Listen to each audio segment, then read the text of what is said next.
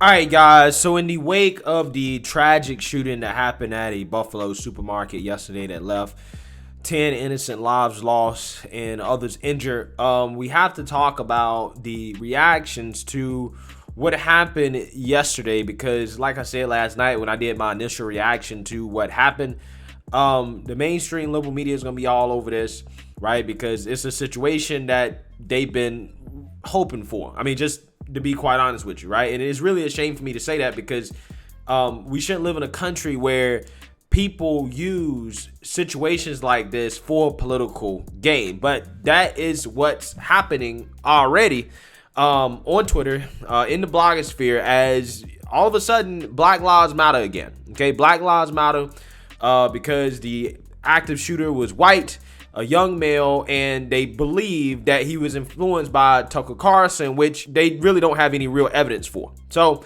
with that being said, I want to talk about that because, again, I find it fascinating how, again, all of a sudden now people care about Black lives and people care about these heinous crimes and these incidences in which people are killed, okay? Because we're not just talking about mass shootings here. We're also talking about lunatics who get in their vehicles and run over people, right? And that do all types of atrocities, okay? But again, it seems like there's only selective outrage here. And that's something that I want to talk about. So without further ado, let's actually get into a news clip just to catch you guys up on the latest in regards to what's going on with this tragic situation in Buffalo, and then we'll go from there. Take a look. Thank you for that report. And that suspect surrendered to police this afternoon, and within hours he was in court to be charged with first-degree murder. Now, if he's convicted, he faces life in prison without parole. 2 on Your Side's Ron Plants was in the courtroom. 18-year-old Payton Gendron sat quietly as he waited for his arraignment before Buffalo City Court Chief Judge Craig Hanna. He was barefoot, wearing a paper cutaway gown with one side that fell off his shoulder as he then stood before the judge. When asked if he understood his rights, he answered simply yes and appeared coherent with his court-appointed attorney standing by his side as his case was then referred to a grand jury. Gendron, who is again 18 years old, from Conklin, New York, near Binghamton, currently stands accused of 1 count of first-degree murder. The judge granted a forensic exam, which is standard to determine competency with a psychological assessment. He is being held without bail. Prosecutors at the local and federal levels stress these points in his case so far. This individual has been arraigned on murder in the first degree, which is the highest murder charge in New York State. Carries with it a sentence of life without parole. We have taken the appropriate steps right now to get him behind bars, and that's what we did. We are now investigating terrorism charges, other murder charges, along with working with our partners in the federal government so that they can perhaps file charges as well. The United States Attorney's Office will be investigating this case along with our law enforcement partners as a hate crime and domestic violent extremism. I'm in touch with the highest levels of the Department of Justice. Resources will be put behind this investigation. Whatever we need, we will not stop until justice is brought to this community.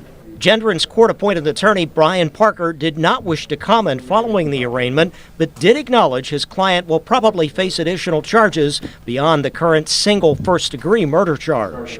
Gendron will be back in city court for a felony hearing next Thursday morning. So I think that everybody can agree that this individual is evil, that he deserves to rot in prison. And the only reason he deserves to rot in prison is because we don't have the death penalty, because otherwise he would deserve the death penalty, okay?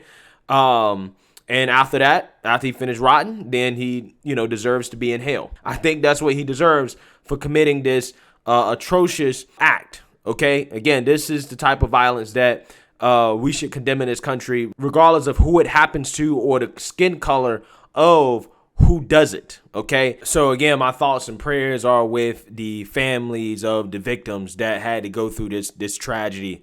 Again, it's hard to imagine going to a grocery store and having no idea that it would be the last time that you would breathe, okay, because of some racist lunatic coming in and, shooting you just because of your skin color, right? But the most unfortunate part about this, guys, besides the fact that obviously they lost their lives to this atrocious act of violence, is the fact that their lives are going to be politicized, okay? They're going to be politicized for retweets and likes from people who really don't give a damn about black lives in any other circumstance outside of when the black life is taken at the hands of a white person, okay? AKA when a black life is taken in a situation that fits the narrative that some of these people want to push, right? Which is this narrative that this country is systemically racist, that a whole group of people in this country are evil, right? And that black people are being oppressed, okay? Any other narrative outside of that has to do with black people losing their lives, like the black people losing their lives every single day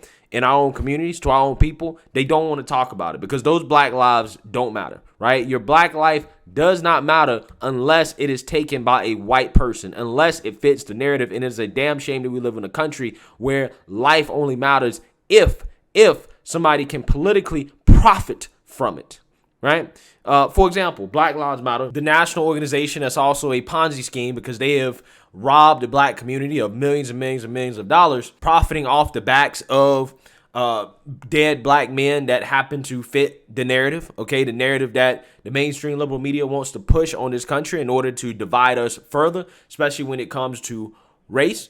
As they say, our heart breaks for the families that lost loved ones in Black Buffalo. Make no mistake, what we saw today was the result of white supremacist violence. We must end white supremacy once and for all. Geez, I wonder where Black Lives Matter is at when it comes to all of the violence that is happening every single weekend in, let's say, a city like, I don't know, Chicago, right? Or, I mean, you ain't even got to say Chicago anymore. You can pick any of these liberally run cities, right? New York, LA. Why does Black Lives Matter never tweet about that?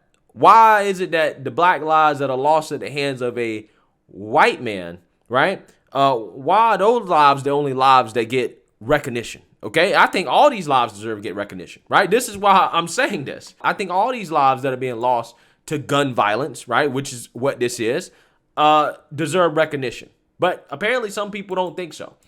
Karl-Anthony Towns, who's an NBA player, says, sending prayers to all the families affected by the Buffalo shooting and having to deal with this unspeakable and atrocious attack. The world is becoming a scarier and scarier place, especially for black people. Again, where were all these people when Frank James committed the subway attack in New York City, right? They say a world is scary for black folks, right? I'm pretty sure all those black folks that was in that subway station when that guy started open firing, I'm pretty sure that was a scary moment for them. Okay, I'm pretty sure all the kids in the hood, they're having scary moments at night due to gang violence, right? Gunshots, all types of crazy stuff going on every single night. I'm pretty sure most black people that are living in fear in this country are living in fear because of people in their own communities, right? But again, for whatever reason, you can't say that. If you say that, then you are a, Tom, you a C word, you this, you that. Right? But if you come out here and you stand up for the black lives that are lost at the hands of the white man, which is statistically a lot less likely, right, than a black person losing their lives at the hands of somebody that looks like them, then you know what? You're a hero, right? You're a hero to the black community. But again, I don't know why it's so hard to care about all black lives, right? I don't understand why is that so difficult. Apparently, if you care about all black lives, you're a sellout. Frederick Joseph says, black people can't go anywhere in the U.S. without the threat of violent white supremacy. He also says, if you're going to comment about the shooting today in Buffalo in an attempt to make a case against guns, do not leave out the critical point that this was a white supremacist attack that took the lives of 10 black people. It's about guns and white supremacy. So yeah, I mean, again, these black lives, they matter, right? But if these black lives were taken at the hands of another black person, right, due to, gang violence or something like that, you would never hear about these people, right? It wouldn't matter. It'd just be another black person dead. That's just the reality of the situation. And that's what really bothers me about this, is that you got all these people that now all of a sudden we care about black lives, okay? But again, every single day they're ignoring the tens of hundreds of black lives that are being lost, okay?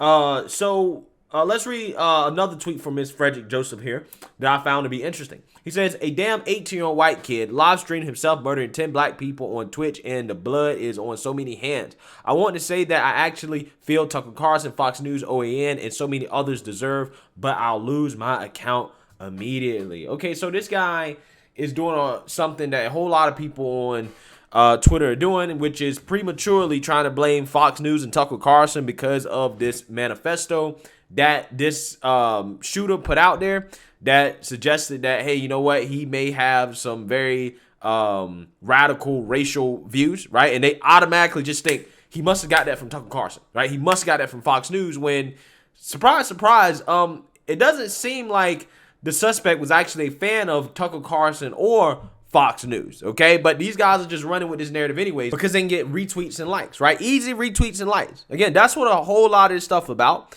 because a lot of these people, they don't really care about the lives that was lost. They don't give a damn about that. What they actually really give a damn about is the narrative. The narrative is juicy for them, right? They can blame Tucker Carlson because this guy in his manifesto said something about white replacement theory. So therefore, oh my God, Tucker Carlson had talked about that on his show. So therefore, he must have got this from Tucker Carlson. However, when you actually read the manifesto, the guy is not a fan of Fox News. There's no proof that he was motivated by anything that Tucker Carlson said. Okay, so let's actually read this because, again, I think that these blue check leftists on Twitter are really jumping the gun on this. Again, as Twitter takes to blaming Tucker Carlson for shooting, manifesto confirms suspects no fan of Fox News. Let's read here.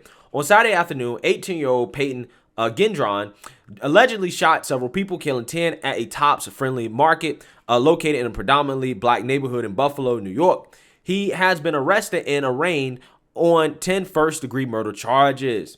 Trends over Twitter to do with Gendron's motive includes great replacement and Tucker Carlson, as some took to blaming Fox News host for the shooting. It's worth emphasizing, though, that the suspect's own manifesto not only included no mentions of Carlson, but attacked 21st Century Fox for hiring Jewish people. The suspect expressed many anti-Semitic views from what screenshots and excerpts were available.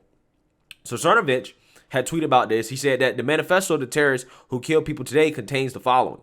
Quote, he did a chart of Jewish people and included me under troll Jew, rejection of Christianity, an admission that he is authoritarian left-wing, hybrid Nazi, and green nationalism. Twitter bans people for linking to these documents, even though it helps to understand what is true and what isn't.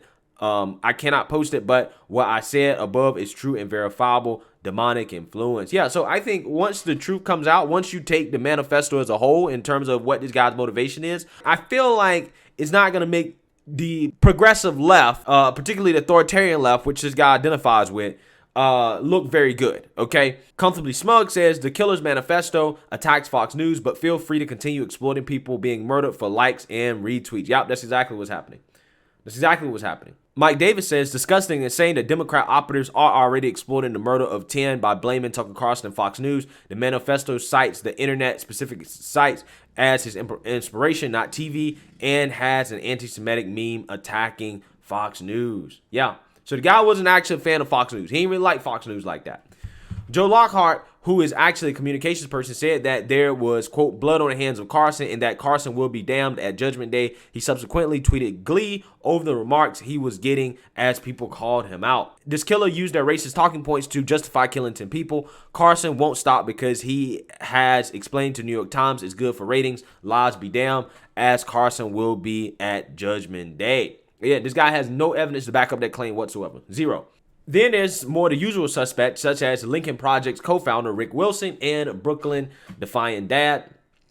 Rick Wilson says the Buffalo Killer's manifesto reads like a job application for a junior producer on Tucker Carlson, and no, I'm not being flippant. Brooklyn Dad says Tucker Carlson frequently pushes the white replacement theory that the Buffalo mass murderers cited in his manifesto. Carlson and Fox News have blood on their hands. Again, there's no proof or evidence for this whatsoever. In fact, there's proof and evidence to the contrary in regards to these claims. Okay, so some people push back, like Jessica O'Donnell. He says, I hope Elon Musk takes over and puts an end to this ish. If you're thinking about Tucker Carlson right now, you have issues. Well, I don't want Elon Musk to censor them for saying the silly things that they say. You just got to fight with facts, right? The fact is that There's no mention of Tucker Carlson in there. And that the shooter claims to be authoritarian leftist, right? And he's not a fan of Fox News, which is what she pointed out here. Okay, that's how you fight back against the left. You don't fight back against them by trying to censor them. You fight back against them with facts. Andrew Sarabian says, it doesn't matter that Tucker wasn't mentioned or that the shooter explicitly attacked Fox News. The worst people on the planet will always twist and contort every tragedy to fit the same exact predetermined narrative. Ding, ding, ding, ding, ding. That's what they want. They don't care about these people's lives. They're using these people's lives for political gain. And they're trying to virtue signal off of and act like they care so much. But again, when it comes to all the black lives that are lost every single day that happen to not come in the hands of a white mass shooter, we don't really care about that, right? And if you speak out against that, again, you're a sellout, right? The guy expressed his hatred of Fox News in his manifesto. Maybe he watches CNN. If that's so, that means that the blood is on your hands, right, Joey? Well, like I said, I can make the argument that who knows, that could be the case. Because like I tried to tell you guys, these people on the left and their anti-white rhetoric could possibly be radicalizing people in this country, right? So who knows? Maybe the left is mainstream media. Maybe people like Joy Reid, who openly are racist on TV, right? Who are openly anti-white. Maybe people like her are inspiring this guy, right? I can make that argument. The shooter explicitly attacks Fox News in his deranged manifesto. You despicable liar. Donald Trump Jr. says the killer attacks Fox News in his manifesto. CNN is paying a guy to lie and politicize the death of 10 people while their bodies are still warm. Yeah, body's not even cold yet.